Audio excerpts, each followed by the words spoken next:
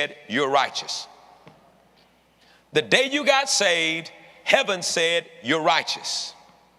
The day you said, Jesus, come into my life, save me, heaven says, you're righteous. Before you did any good thing, before you did any goody thing, before you went to church 1,000 times, before you prayed 500 hours, notice the only thing you did, notice, what happened? You got born again and immediately you became what? Notice you were made what? When were you made righteous? You got born again. Did you earn it? Did you work for it? Did you deserve it? No, you didn't deserve it. No, you didn't deserve it. Because if you would have deserved it, then it would have been a debt that needed to be paid. It was a gift. There was nothing you could do. Let me ask you this question. What did Jesus do to be made a sinner? Nothing. Did he work for it? Did he sin to be a sinner? Did he deserve it? And notice, he was made a sinner. He received your sin so that you who didn't deserve it could receive his righteousness. Somebody shout, how great thou art. So now, knowing that you didn't work for it, the only way that you can listen, the only way you can be righteous if it's not going to be by works is it's a gift, is you're going to have to believe it. You're going to have to receive it. You're going to have to be righteous by faith. Look at your neighbor and say, I'm the righteousness of God. See, if you've been born again, look to your other neighbor and say, I'm the righteousness of God. Don't think about what you did last week. Don't think about your performance before you got here. Say out loud, I'm the righteousness of God. In order for the devil to keep you down, keep you stranded, and destroy you, he's got to get you to believe that you're not the righteousness of God. And he's got to get you to look at your performance. It wasn't your performance that made you righteous in the first place. It was Jesus that made you righteous. So why do you think your performance is going to make you unrighteous when your performance didn't have nothing to do with your righteousness in the first place?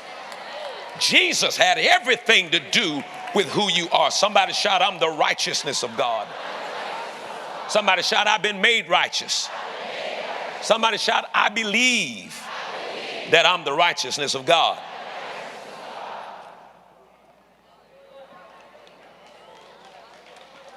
Oh, but Brother Dollar, the way I talked to that lady yesterday, I tell you what, I can't be righteous after I did that. Somebody say, I'm the righteousness of God. Oh, but Brother Dollar had a rough day yesterday. I slipped up and stuff happened to me, and I know that that's not befitting of a Christian. Somebody say, I'm the righteousness of God.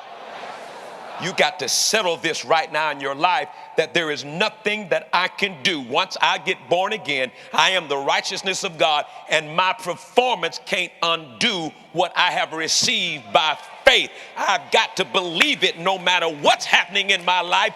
I got to believe that I am the righteousness of God. I've been made that way. I'm going to stay that way. Why? Because once you believe you are righteous, then you're going to start doing what's righteous. But if he can keep pulling you away from your righteousness by faith where you don't believe you're righteous, then that's when all the stuff can happen. But right in the middle of stuff, right in the middle, when you miss the mark, you say, I'm the righteousness of God. Pick some weed up and try to smoke it, and just make a promise. Just say out loud. Just make a commitment. All right, Pastor, I'm going to start declaring I'm the righteousness of God. Pick the weed up, but make sure you say I'm the righteousness of God first, and watch what happens. It's going to start losing its appeal. I'm the righteousness of God.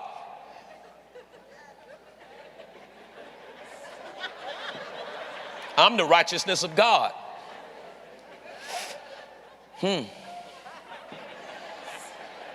I'm the righteousness of God.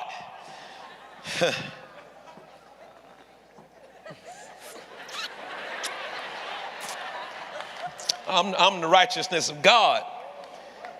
Man, I ain't doing that no more. Why? I finally believe I am the righteousness of God. And when you settle that position, sin shall not have dominion over you.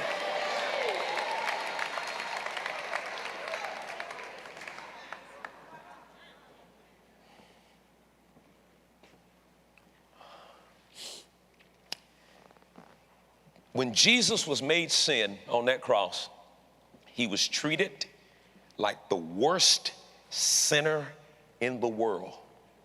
Noonday became midnight. The sun refused to shine. Heaven and earth turned their back on him. God turned his back on him. He went to the very pit of hell where he suffered the pains of hell. He was treated like the worst sinner in the world. Why? So you and I, who have been made righteous, can be treated like the best righteous person in the world. All right, now watch this. Somebody got to come and say, how is it that you can be the righteousness of God?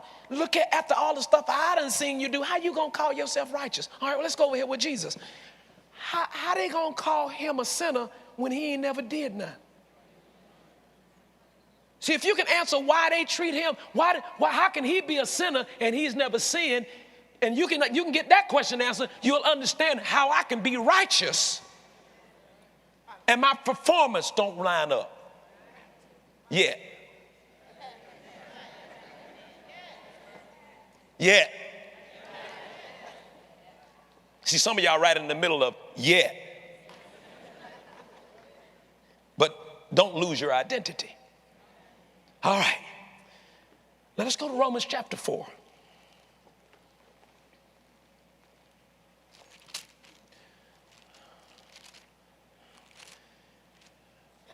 Don't miss church now, because I'm going to go as far as time I got, and I'm going to pick up every week, and we're going to get more and more radical. I completely lost it in Cincinnati last night, like something was wrong with me. And I realized the whole time that something was right with me. All right, you ready for this? Let's start at verse 1. What shall we say then that Abraham our fathers, as pertaining to the flesh, has found? For if Abraham were justified, now let me define this. To be just means to be declared righteous. When it says the just shall live by faith, who are the just? The just are those who have been declared righteous. Somebody shout, I am the just. I have been declared righteous, and I am the righteousness of God. And so when you see this word justified, it's pertaining to the righteousness of God. He says, verse 2, for if Abraham were justified, or if he were made righteous by works, he hath whereof to glory, he said, but not before God. See, if he worked to become justified, if he worked to become righteous, then God gets no glory. Abraham and his work gets the glory. Verse 3, for what saith the scripture? Abraham believed God, and look what happened. And it was counted unto him for righteousness. All right, let me ask you a question, because Abraham consistently is going to be a good picture of grace. What did Abraham do for it to be counted unto him for righteousness? What did Abraham do for heaven to declare that he was righteous? What did he do? He believed, and then what happened? He was righteous. Why was he righteous? Because he believed. All right. Verse 4. Now to him that worketh is the reward not reckoned of grace, but of debt. In other words, for people who work to say they're righteous, then this is not grace, but now if you work for it, somebody owe you.